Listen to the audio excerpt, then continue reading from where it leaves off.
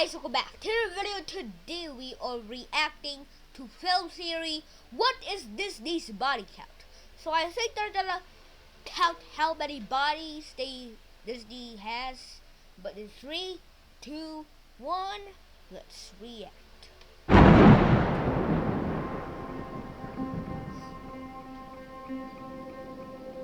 MatPat, back for more, eh? Haha! I thought you had had enough after all that princess nonsense. You're right, Mickey. I may have already proven that you're a hypocrite cashing in on women's empowerment, but this time I'm out to go one step further. I'm out to show the world that you're not just a money grubber, but also that you are one murderous mouse. But we produce family-friendly movies, MatPat. Totally brand-friendly. Tell that to the victims in your movies. Oh yeah? And how many people have I killed then, MatPat? 10? 20? A few hundred? A few thousand? How many, MatPat? How many victims are there in my movies? Calculate that one if you're so smart. I dare you!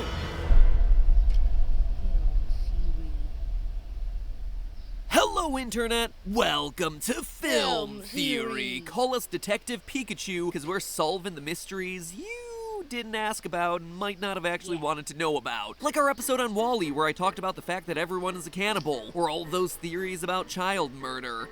Those are good ones to catch up on with your hot cocoa during these lazy holidays. And hey, while everyone else is starting their holidays early, I'm still gung-ho about giving you a present of Film Theory specific merch being available for the first time ever right now. Film Theory hoodies and socks. They're warm, they are super high quality with embroidered patterns and patches into the fabric, and they're available for delivery in time for Christmas if you order in the next few days. We all know that theaters are way too cold. Show everyone in that theater that you're proud to overanalyze what you're seeing up on screen, and that you're staying warm and snuggly in the process. Links are in all the places you would expect those links to be. Come on, this is YouTube. It is not your first time at the rodeo. You know how this works. But that's not the only present I'm getting you for the holidays this year. I'm also giving you the gift of ruined childhood classics. So strap in for a particularly stabby one today, and quite honestly over the next couple weeks, because I'm starting in on what's turning out to be one of the most monumental feats of my entire film theory career. I am dissecting every major Disney movie. That means every Disney animated film that's been in theaters since 1939 to determine once and for all which is the deadliest of all the Disney movies. And if I can swing it, what is the overall total kill count for the entire Disney canon?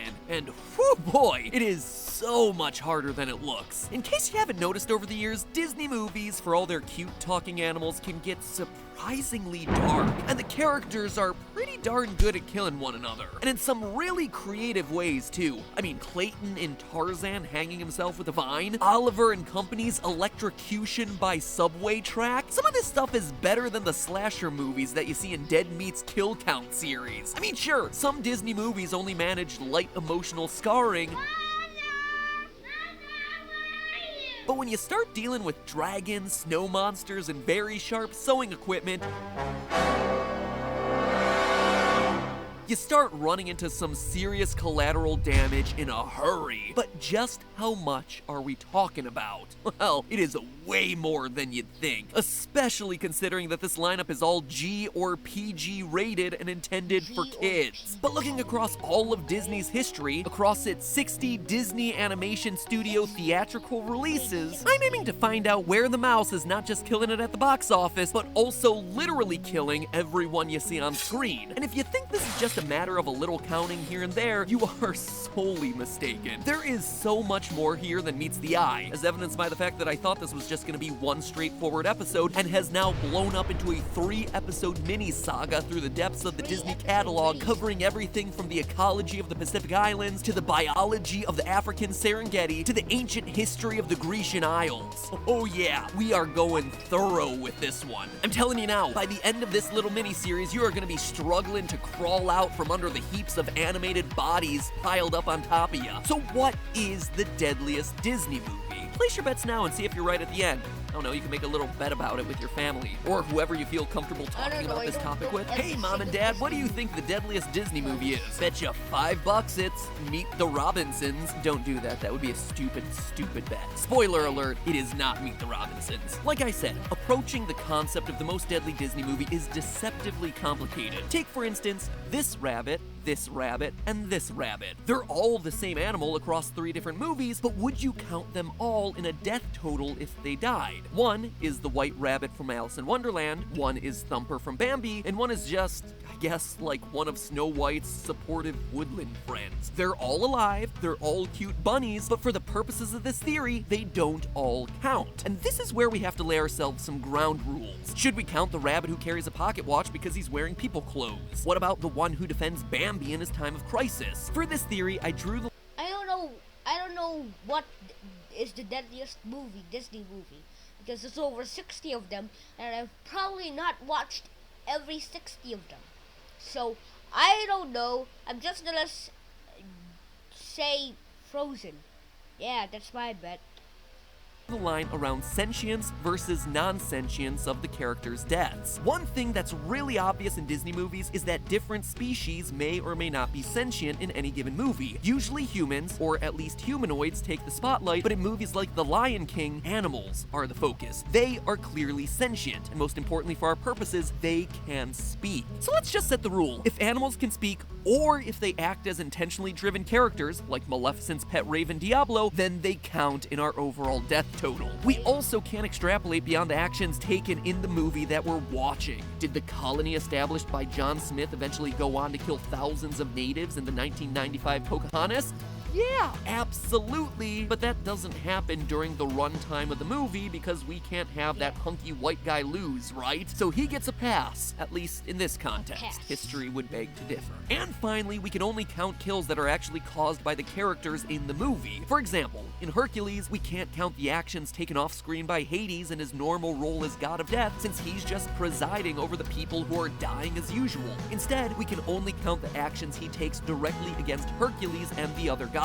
Also guys, no sequels. There is nothing less satisfying than coming out at the end of one of these really long analyses only to find out that Cinderella 3, A Twist in Time, actually kills the most people, because it creates this time paradox that threatens to destroy Cinderella and her entire kingdom. That takes Ralph Breaks the Internet and Rescuers Down Under off the table. Yeah, just take my word for it guys, we're all dodging a bullet by sticking only to the original in-theater releases. We're already covering 58 other movies, and these are long episodes. So maybe if you like this concept, we could do another tournament of the sequels or Pixar movies or whatever, just later. I need a Disney break after this one. So with our handy dandy rulebook established, we're ready to face death head on, or at least in our Disney movies. Our first task is to carve up our 58 contender movies into more manageable categories to see who has a fighting chance, or should I say a dying chance, of claiming the ultimate title, Disney's Deadliest Movie. If you look across the spectrum from 1939 to today, you'll see that these movies fall into a few pretty distinct categories when it comes to death. You have no death movies, single or double death movies, low kill count movies, and then you have the really heavy hitters. There aren't too many mid-level death movies in Disney's canon, surprisingly. You're either all in on the murder, or you're not, and you're questionably family friendly. Our job is to figure out who's in that last category, and then suss out who's the biggest offender from the last 80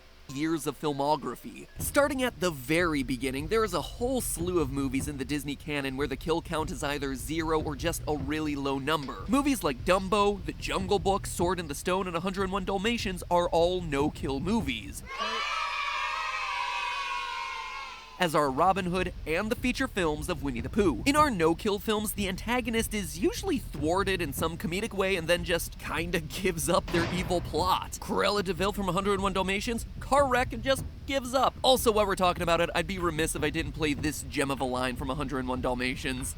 Crazy woman driver. It's great. Old school Disney was so inappropriate. Shere Khan from The Jungle Book, also fire on tail, just gives up. Or quite frankly, there's just not enough movie there to have time to kill anyone off. Man, a lot of these movies are a lot shorter than I remember. What's that one supposed to mean, you ask? Well, I'm talking about the Disney movies you probably haven't seen or even heard about from Disney's forgotten decade, the 1940s. The reason it's the forgotten decade is probably because during the 1940s, a large portion of Disney's writing and animation staff were drafted into World War II, sometimes leaving their stories half done or half animated and making it necessary for whoever was left in the studio to cobble together a feature film from whatever was left. The movies that came out during this time kind of had plots. They had little to no dialogue and are sometimes even just repurposed pieces of animation that were left over from other movies while everyone else was out supporting the war effort. This is why so many of these no-kill movies are musical reviews featuring questionable live-action segments of Donald Duck sexually harassing women and totally uncomfortable race relations. It's interesting to note here, too, that the drafted Disney animators weren't trading in their pens for guns. They weren't out on the front lines fighting, they were actually still wielding their animator pencils. They were still developing films using the exact same skills they used at Disney, only now they were drafted into making propaganda films for the war effort. In fact, if you want a really fascinating watch, check out Victory Through Air Power, an official Disney release that outlines the history of air combat, which in and of itself is fascinating, but also was one of their first major propaganda films meant for public consumption. I just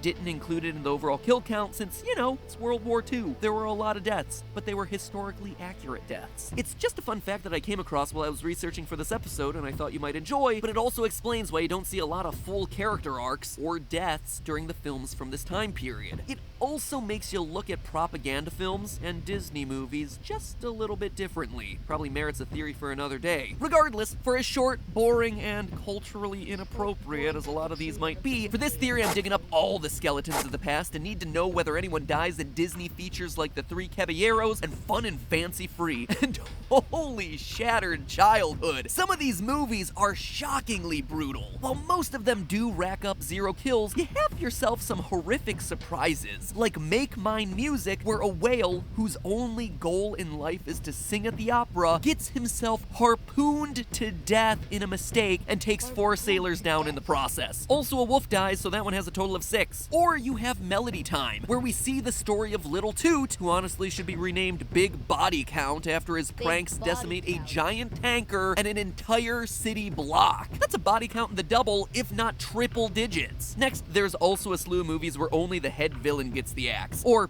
just the head villain and like 1 or 2 other people he kills during his first scene of the movie just to show how evil of a villain he is. In these cases, they've already shown themselves to be 100% irredeemable, so you don't have to feel badly about their gruesome, grotesque murder. Snow White, only the evil queen dies. Sleeping Beauty, Maleficent, and her underling Raven Diablo. Lady and the Tramp only kills a rat, but remember it counts because it's a movie filled with sentient animals. The Rescuers have Medusa, who is just a recycled version of Cruella de Vil. The Great Mouse Detective has Ratigan, an underling, and 2 of his henchmen, and Peter Pan loses 2 pirates. Surprisingly not Captain Hook, so yay! Despite the fact that there's still like dozens of other murderous pirates running around Neverland, and also killer mermaids, if you know the source material. Other notable mentions from this category, Snow White singing with a smile.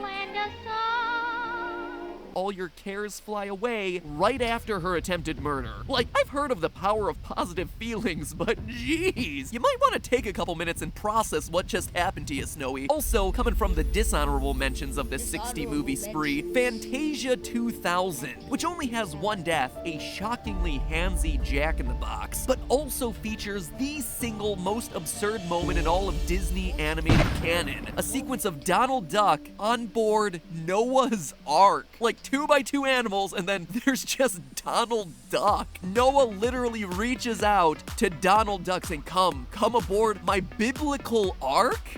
What? And that's already after you've had scenes of flying whales and Penn and Teller's cringy magic hand bits. I mean, if you have never seen Fantasia 2000, this movie is like the hottest of hot messes. Last things to call out here real quick, because I know I'm gonna hear about them in the comments. Tangled, yes, we see a huge dam break, but it's in a secluded area of the wilderness and everyone swept away by the water ultimately resurfaces later, so there's only 1 death there, and that's Mother Gothel at the end. Also, Wreck-It Ralph forced me to think through my rules since we see thousands of cybugs die, but remember, they're not sentient, so they don't count. Also, we see Sergeant Calhoun's husband die in a flashback, but remember, she is just video game code, meaning that her husband never actually existed as a program in the system. So only one death there, which is the big bad of Turbo, who died in a video game that wasn't his, and therefore he is just outright dead. No more continues for him. Tallying up the Disney films with just a single-digit death toll gives us 41, which leaves us 17 left to cover.